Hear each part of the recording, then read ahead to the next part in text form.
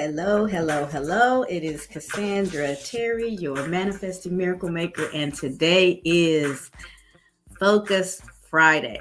We have just about made it through another week, and I hope your week has gone as planned. I hope you had a plan because having a plan increases your opportunities of accomplishing the things that you've got set for yourself. So, on this Focus Friday, I want to talk about focus from two different points of view. One being focus as the center of your activity or your interest, or in other words, having a clear vision. And then the other point of view is the ability, so the verb of focusing and being able to calm and quiet and center, focusing the mind, having a clear mind. So we'll look at focus two ways: the perspective of having a clear vision, and we'll look at it from the perspective of having a clear mind. If you guys have looked at any of my broadcasts before, you know you'll pick up on the fact that I really, really love visuals. Visuals are important to me, so I spend some time looking for a visual that supports whatever it is I'm going to talk about each day. And so when I was looking for focus, you can see from Facebook or LinkedIn or YouTube, wherever you're tuning in from, you can see that I've put the word focus. I think it's carved out in wood, just the word focused, nice and big. So you know what we're talking about today. But as I was going through, I saw an acrostic for focus, and it says follow one course until success. Follow one course until success. And what that is saying is have a clear vision, set your course, know what it is that you're going for, and then stick to it. Create activities and make choices that lead you to the thing that you're focused on. So follow one course until success. I thought that was a nice way to remember focus, and wanted to share that with you guys this morning. Or at least it's morning right now where I am. If you're here, I see a couple people have popped on. Drop me a comment so I know who you are and where you're watching from, so I can welcome you. If you catch this later in the day, feel free to hashtag replay, leave your comments as you go, and I will get back to them and respond just as quickly as I can, because the interactions that I get from you guys, the comments, the uplifting, especially, I get so many uplifting comments, and I appreciate it so much. But I'm also open to constructive criticism. If there's things that you'd like for me to talk about, or things that you don't agree with, things that you wish were different, put those in the comments as well, so we can get a dialogue going and I can get an idea of what I can bring that's going to give value to you. Good morning, Kim, my number one from day one. Kim is on, and she's watching from YouTube. And Kim is my sister. And we have done life together in some form or fashion for about over 50 years.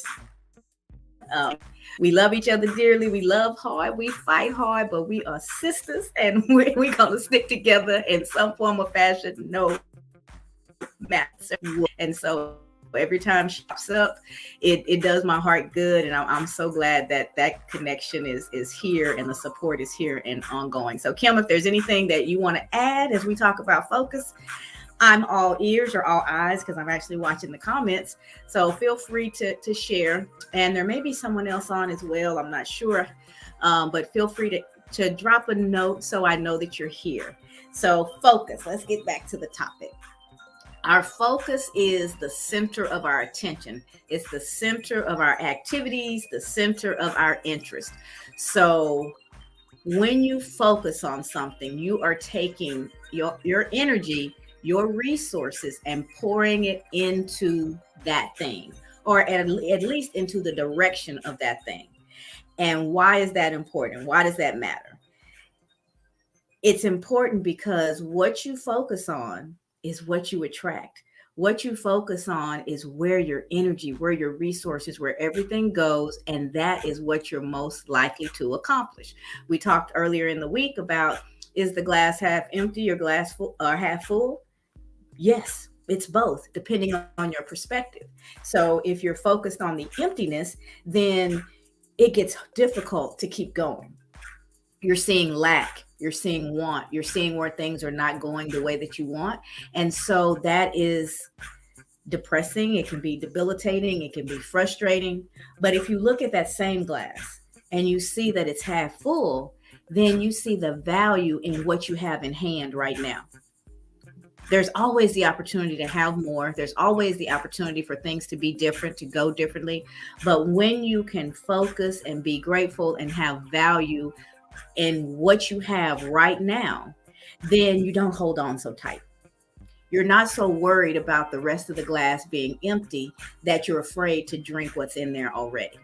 You continue to drink, you quench your thirst, you keep working on what's in front of you, and with the expectation that when that glass is fully empty, you'll also be replenished. There will be more water to come.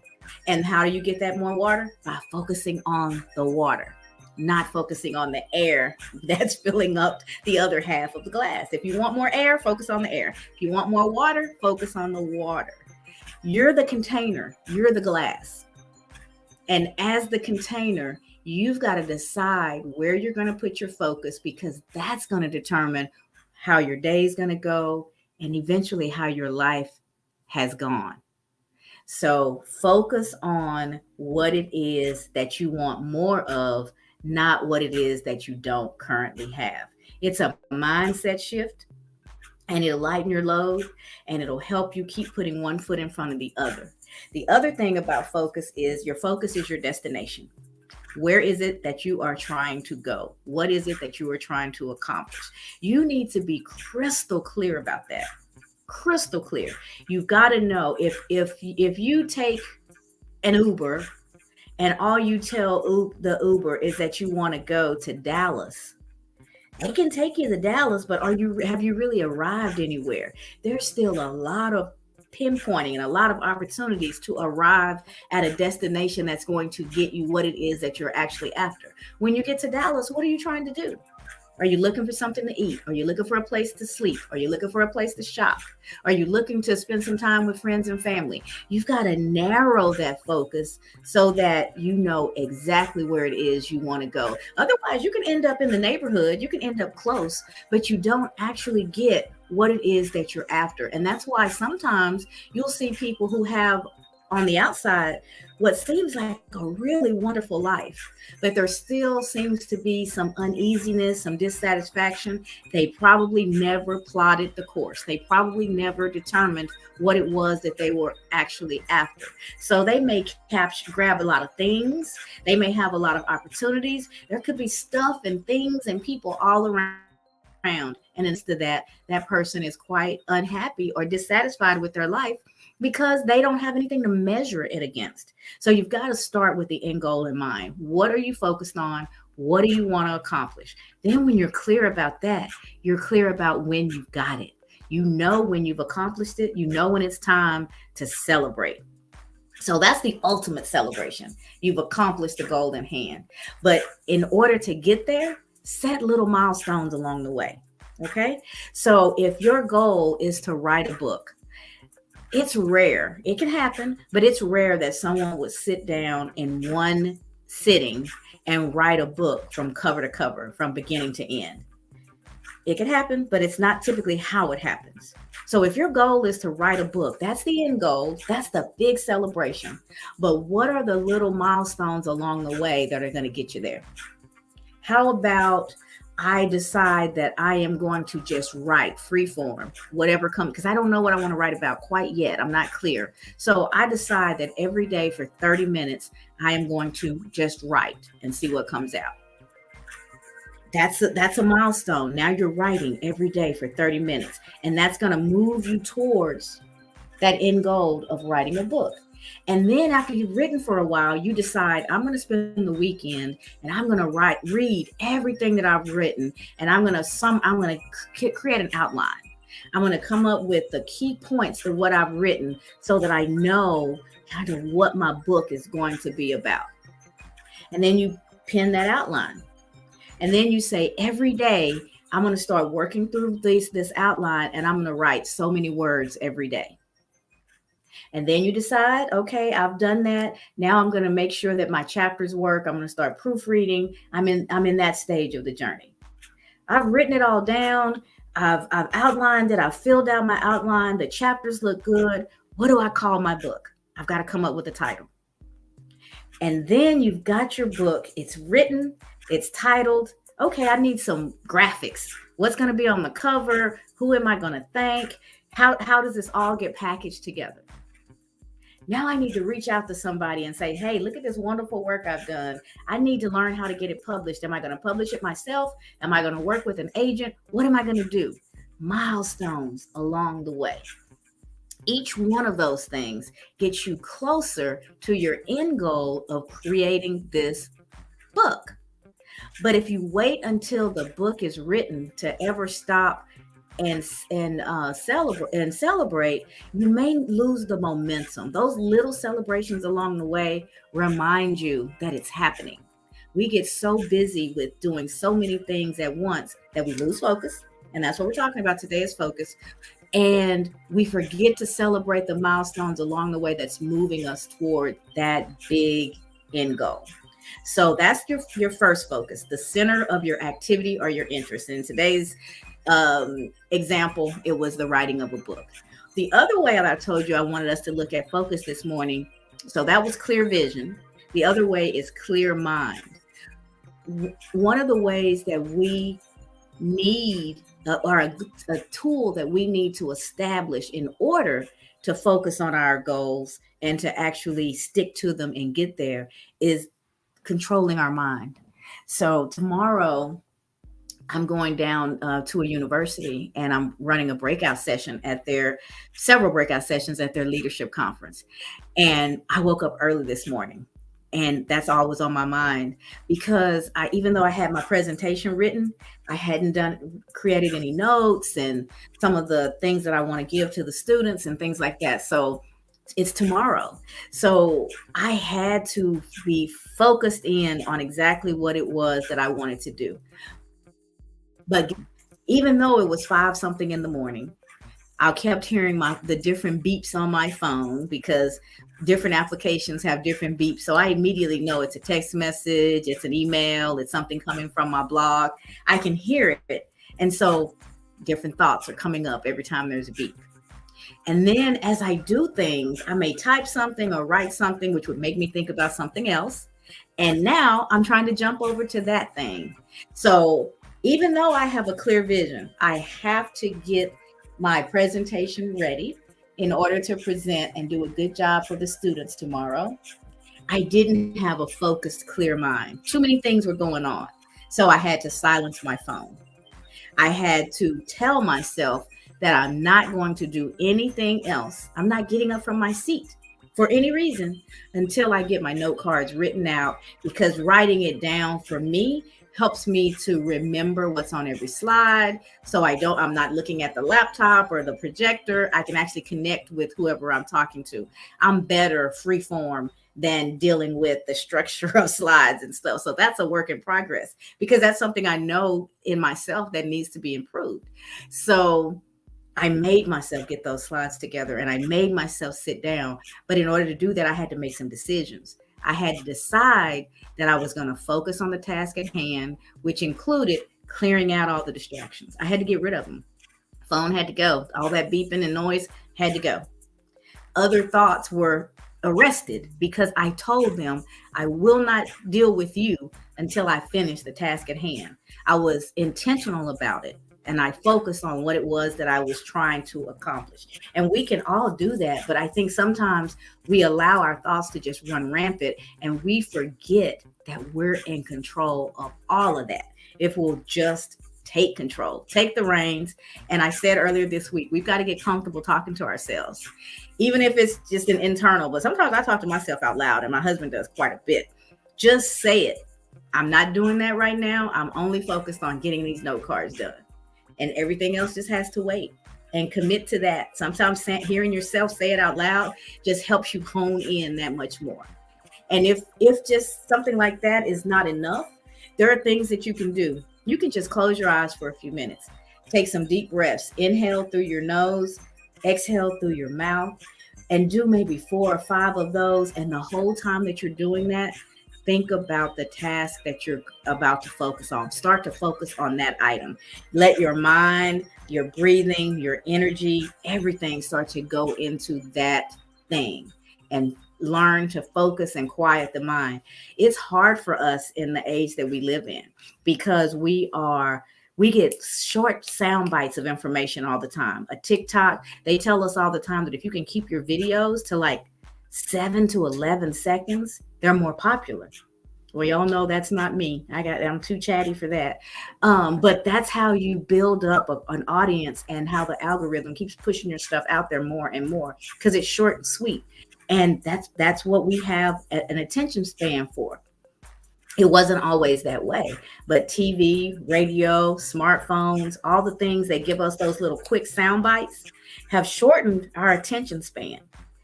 But it doesn't have to stay that way. We, again, are in control. We can stop. We can shut all that noise out. We can breathe in. We can breathe out. We can calm our brains. We can center ourselves, and we can prepare ourselves for the task at hand, whatever it is. And that centering doesn't have to take a long time. It really doesn't. It sounds like a chore, but it actually feels good, and you can actually feel yourself start to calm down. You can feel your thoughts start to flow, because you're more calm and you're more centered, and the brain isn't just jumping all over the place. Mine has a tendency to do that just naturally, so I've had to learn how to hone in on the thought at hand and not let all that background noise hold me down. Kim says, yes, LOL, I tell my stop trying to do 10 things at once for no reason. Exactly. And so, I'm in corporate America. And one of the things that has always been applauded was the ability to multitask. I reject that. I was a multitasker for the longest, and I thought the more things I could do at once, the more productive I am, the better I am, the more I'm showing how capable I am. But what I began to realize as I got older is that if I'm doing multiple things at once, then I'm not giving anything my full attention. And if I'm not giving it my full attention, then I'm not doing it to the best of my ability. And that's what's most important to me. Not necessarily being the fastest, not necessarily doing the most, but doing it to the best of my ability. So what I turn out is quality. And I had to learn to turn that multitasking brain down, because it has been how I operated for so long. That was my claim to fame. And I used to tell my husband, because my husband is slow and methodical in his thinking. Once he decides to do something and he jumps in, that's fine. But getting him to that decision point, Lord have mercy. I used to tell him all the time, man, I can make a bad decision, 2 or 3 bad decisions, mess it up and fix it before you've made a decision. And I thought that was a good thing. But no, take a beat, take a few minutes, really think, and come and arrive at a good decision, so that your energy, your time is not wasted. I heard myself say that quite a few times before I realized, oh, that's not necessarily a good thing, Cassandra. You can't just jump in, mess it up, and fix it. And because you did all that before somebody else got started, see that as a feather in your cap. No, slow yourself down, process what's going on, calm your mind so that you can process clearly, make a good decision after you focused, and then your energy goes into the right activities. I talked about that yesterday, the difference between being busy and being productive. And my blog, the link to my website is scrolling at the bottom of this broadcast. And there are a lot of blog posts that I've written that'll give you more detail about things than I can in these short broadcasts. But one of them that I wrote was called Busy versus Productive. And I hope you'll check that out. And I described busy as having a lot of things going on, where productive is doing the right things at the right time to accomplish what it is that you have set, what the goal that you have set for yourself. So that's different. Both people in both scenarios, there is a lot of stuff going on. But I can be busy. I can fill every moment of my day with activities, and at the end of the day have accomplished absolutely nothing. Or I can build a plan for my day, know what it is that I want to accomplish, and then get busy around doing the activities that are going to help me to accomplish that. That's productivity. That's focus versus just being busy. Make sense? All right. So that's what today is all about. Focus Friday, being centering your mind, your attention, your energy, your activities on one activity or interest, a clear vision, and the ability to focus your mind, to quiet your mind, to process clearly and well before taking activities. So we want both a clear vision and a clear mind.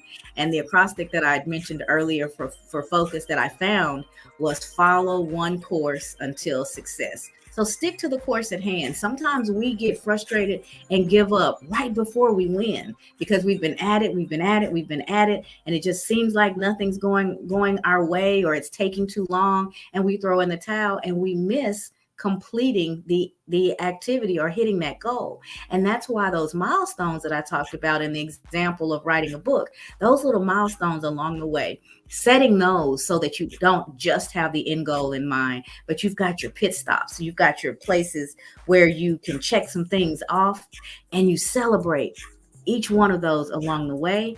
And that continues to encourage you, gives you motivation to the next milestone. And before you know it, you have reached the goal that you set for yourself. So that's it, guys. Today is Focus Friday. It is the weekend. I hope that you've got great plans for yourself to finish off the week and that you have a wonderful weekend. Follow my blog, www.manifestingmiraclemakers.com.